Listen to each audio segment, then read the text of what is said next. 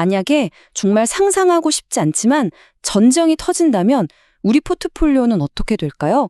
그리고 우리는 과연 뭘 해야 할까요? 오늘 자료 분석에서는요, 바로 이 위기 상황에서의 투자 전략을 한번 깊이 파고들어 보겠습니다. 자, 우리 한번 이런 상황을 상상해보죠. 지금은 2026년 2월입니다. 갑자기 속보가 터져 나옵니다. 엄청난 지정학적 위기가 시작된 거죠. 시장은 순식간에 공포에 휩싸이고 여러분의 계좌는 그야말로 파랗게 질려버렸습니다. 바로 이 순간 여러분은 어떤 선택을 하시겠어요? 자, 그럼 본격적으로 분석에 들어가 볼까요? 이런 위기 상황에서 무작정 겁먹고 모든 걸 팔아치우기 전에 우리가 꼭 알아야 할 게 있습니다. 모든 자산이 똑같이 반응하는 건 아니라는 사실이죠. 특히 미국 증시를 대표하는 이 두 지수는요, 전혀 다른 이야기를 들려줍니다. 화면을 보시면 확연히 드러나죠. 다우존스는 초반에 같이 충격을 받긴 해도 상대적으로 잘 버텨내는 모습을 보이는 반면에 나스닥은 훨씬 더 가파르게 더 깊게 떨어집니다. 변동성도 엄청나고요. 아니, 왜 이렇게 다른 걸까요? 다우존스가 비교적 굳건한 이유는 그 속을 들여다보면 알 수 있습니다. 그 구성 종목들의 비밀이 있는 거죠. 생각해보세요. 전쟁이 나면 국제유가가 막 치솟잖아요. 그럼 쉐보론 같은 에너지 기업들은 오히려 돈을 더 잘 벌게 됩니다. 여기에 전통적인 가치주나 방산주 같은 종목들이 지수가 끝없이 추락하는 걸 막아주는 든든한 방패가 되어주는 거고요. 자, 그런데 나스닥은 상황이 완전히 반대입니다. 유가가 폭등하면 인플레이션 공포가 커지고 그럼 사람들은 중앙은행이 금리를 올릴 거라고 걱정하기 시작하죠. 아시다시피 미래의 꿈과 성장 가능성을 먹고 자라는 기술주들한테 이 금리 인상은요, 뭐랄까 거의 독약이나 마찬가지거든요. 결국 위험한 건 다 피하자 하는 심리가 시장을 지배하면서 너도 나도 주식을 내던지게 되는 겁니다. 하지만 여러분, 이런 단기적인 공포, 그 너머를 봐야 합니다.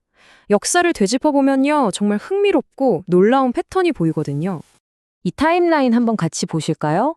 1990년 걸프전, 그리고 2003년 이라크전, 가장 최근인 2020년 솔레이마니 사태까지. 어때요? 뭔가 공통점이 눈에 들어오시나요? 네, 맞습니다. 전쟁이 딱 터졌을 때 시장은 공포에 질려 급락하지만 그 불확실성이 조금씩 걷히기 시작하면 언제 그랬냐는 듯이 놀랍도록 빠르게 회복하고 심지어 강하게 반등하는 경향을 보여왔다는 거죠.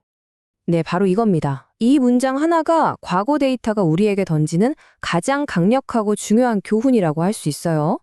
모두가 공포에 떨면서 주식을 팔 때 바로 그 순간이 길게 보면 가장 좋은 매수 기회였다는 겁니다. 좋아요. 그럼 이런 역사적 교훈을 우리 실제 투자에 어떻게 써먹을 수 있을까요? 지금부터 아주 구체적인 3단계 행동 지침, 일종의 플레이북을 살펴보겠습니다. 그 전에 먼저 SRIM, 우리말로는 자녀이익 모델이라는 개념을 알아야 하는데요. 이름만 들으면 좀 어렵죠? 근데 사실 원리는 간단해요.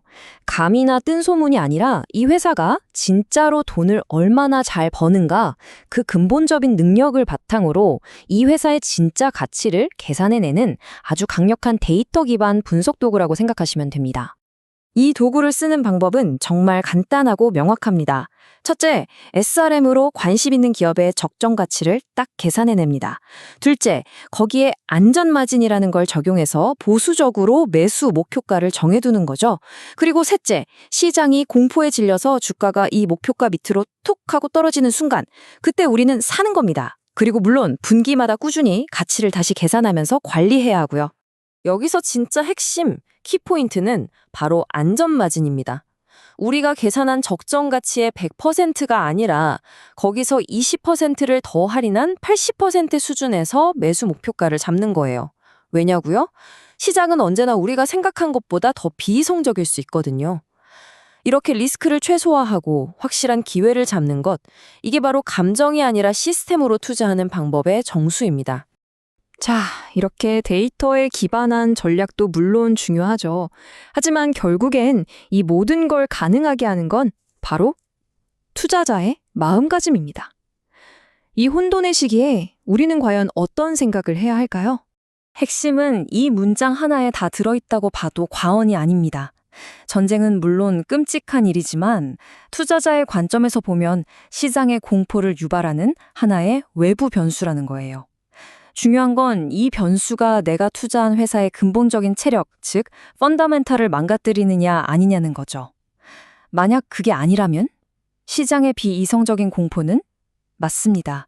좋은 기업을 말도 안 되는 가격에 주울 수 있는 정말 다시 오기 힘든 기회가 되는 겁니다. 결국 모든 건 이 질문으로 귀결됩니다. 세상 모든 사람이 공포에 빠져서 우왕좌왕할 때 여러분은 냉정한 데이터를 기반으로 한 명확한 원칙을 손에 쥐고 기회를 잡을 준비가 되어 있으신가요? 오늘 이 분석이 그 준비 과정에 작은 도움이 되었으면 합니다.